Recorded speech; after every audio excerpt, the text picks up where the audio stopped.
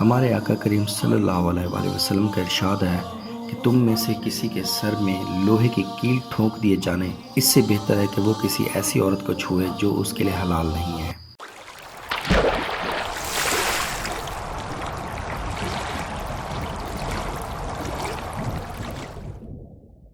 یعنی اس حدیث میں کس طرف اشارہ ہے؟ اگر وہ کسی ایسی عورت کو چھوئے گناہ کے رغبت سے جو اس کے لیے حلال نہ ہو تو اس سے بہتر ہے کہ اس کے سر میں لوہے کی کیل ٹھونک دی جائے۔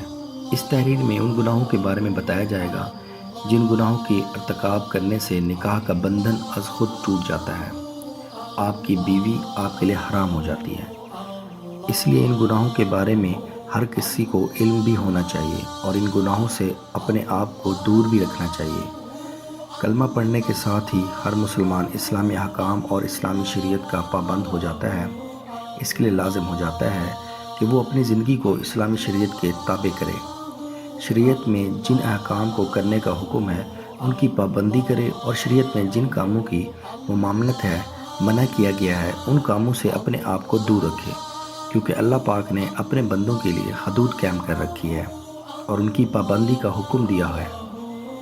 قرآنی تعلیمات مسلمانوں کو یہ بتاتی ہیں کہ اس نے کیسے زندگی بسر کرنی ہے، کس رشتے کے ساتھ کیا سلوک کرنا ہے اور کیا سلوک نہیں کرنا۔ قرآن نے ہر رشتے کے اپنے اپنے حقوق مختص کر دیے ہیں، ان کی حدود بھی بتا دی ہے۔ اگر ان رشتوں میں ذرا برابر بھی بے احتیاطی کی گئی تو بیوی ہمیشہ کے لیے حرام ہو جاتی ہے، یعنی ایسا ہونے سے بیوی کا نکاح ٹوٹ جاتا ہے۔ اس میں سب سے پہلی بات مذہب کے حوالے سے ہے کہ اگر میاں بیوی میں سے کوئی ایک فریق نعوذ باللہ دین اسلام کو چھوڑ کر کوئی دوسرا اختیار کر لے تو نکاح ٹوٹ جاتا ہے اور میاں بیوی کا رشتہ ختم ہو جاتا ہے۔ اگر اس کے بعد ایک دوسرے کے ساتھ رہیں گے تو یہ حرام ہوگا۔ اس طرح سے رشتوں کے حوالے سے جب بیٹا 7 سال سے اوپر کا ہو جائے تو اس کو چاہیے کہ وہ ماں کے ساتھ نہ سوئے، اور اسی طرح بیٹی جب 7 سال سے اوپر کی ہو جائے تو وہ اپنے باپ کے ساتھ ہرگز نہ سوئے۔ یہ شرعی حکم ہے، اس لیے اس کی پابندی بہت ضروری ہے۔ شریعت نے یہ احکام اس لیے نافذ کیے ہیں کہ اگر ان احکامات کے پاسداری نہ کی گئی تو ان کا نتیجہ بڑا خطرناک ہے۔ اس طرح سے جب بیٹی 9 سال کی ہو جائے تو باپ کو چاہیے کہ اسے پیار کرنے میں احتیاط کرے۔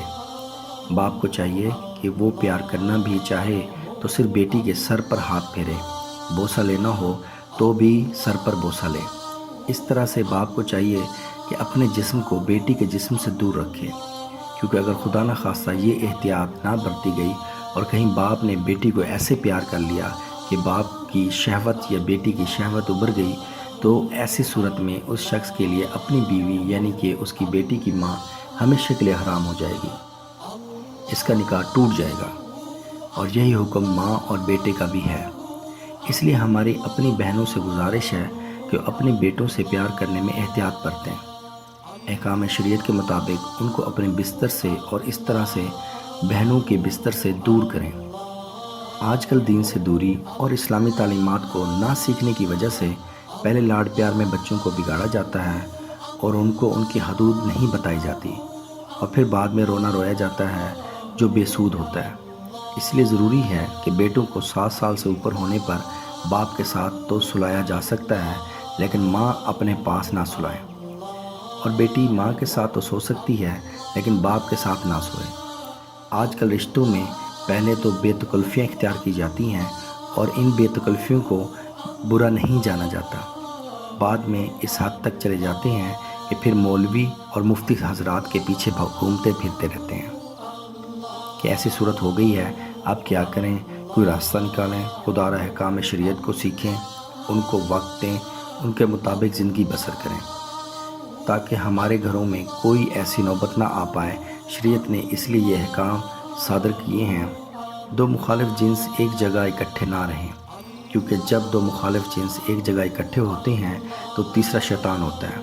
شیطان پھر ان کے درمیان وسوسے ڈال دیتا ہے، کیونکہ اس کا کام ہی گمراہی کی طرف لے کر جانا ہے۔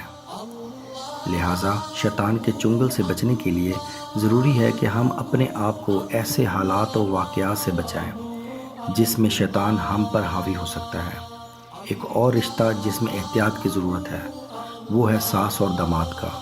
نکاح کے بعد بیوی کی ماں کو بھی ویسے ہی سمجھا جاتا ہے جیسے اپنی ماں کو سمجھا جاتا ہے، اور مردوں کو چاہیے کہ وہ اپنی بیوی کے رشتہ داروں کو اچھا سلوک رکھیں، جیسا کہ اس کی بیوی اپنے والدین کا احترام کرتی ہے ویسا ہی برتاؤ وہ بھی اپنی بیوی کے والدین کے ساتھ کریں۔ داماد کو چاہیے کہ جو حد شریعت نے طے کی ہیں ان حدود کی پاسداری کرے، کیونکہ نکاح صرف بیوی کے ساتھ ہوتا ہے اور اس کی زوجہ کے لیے صرف اس کی بیوی حلال ہوتی ہے، لہٰذا باقی رشتوں کے ساتھ برتاؤ میں ایک مرد کو بڑی احتیاط کی ضرورت ہوتی ہے۔ اگر خدا نخواستہ داماد اور ساس میں کوئی ایسا معاملہ چل پڑا جس کی وجہ سے ان کے تعلقات میں بددیانتی شامل ہو گئی ہے، ایک دوسرے سے اس طرح سے قریب ہو گئے ہیں جس میں شہوت کا عمل دخل ہوا، تو اس مرد کے لیے اس کی بیوی ہمیشہ کے لیے حرام ہو جاتی ہے۔ اسی طرح سسر اور بہو کا رشتہ بھی ہے جس میں احتیاط برتنا ضروری ہے۔ یہ سب رشتے ایسے ہیں جو کہ ہیں تو محرم لیکن ان کی حدود ہیں۔ اب سسر کے لیے حکم ہے کہ بہو کو اپنی بیٹی جیسا سمجھے، اس کو بیٹی کا درجہ دے۔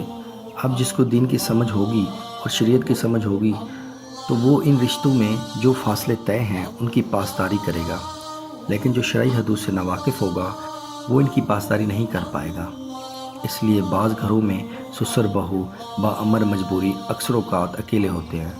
ان میں اگر خدا نخواستہ کوئی ایسی صورت پیدا ہو جائے جو کہ ان کو شہوت کی نیت سے قریب کر دے، چاہے کوئی ایک دوسرے کے قریب شہوت کی نیت سے جائے، تو اس صورت میں بھی بیوی اپنے شوہر کے لیے حرام ہو جائے گی۔ اللہ سے دعا ہے کہ اللہ رب العزت سب کی حفاظت فرمائے اور ہم سب کو دین کی سمجھ عطا فرمائے۔ اگر کوئی ایسی صورت پیش آ جائے تو چاہیے کہ مفتی حضرات سے اس صورت کے بارے میں پوچھ لیا جائے، کیونکہ وہی بہتر طریقے سے بتا سکیں گے معاملے کی سنگینیت کیا ہے اور نکاح ساقط ہو چکا ہے یا نہیں۔ یہ باتیں آپ کو اسلام کی تعلیمات کی پیش نظر بتائی گئی ہیں۔ اگر کوئی ان کو تنگ نظری کہے تو یہ اس کا قصور ہے، کیونکہ ہم دیانتداری میں اس قدر ڈوب چکے ہیں کہ ایسی باتیں ہمیں تنگ نظری محسوس ہوتی ہیں۔ اللہ پاک ہم سب کا حامی و ناصر ہو۔ اگر آپ کو ویڈیو اچھی لگی ہے تو اپنے دوستوں کے ساتھ ضرور شیئر کیجیے گا۔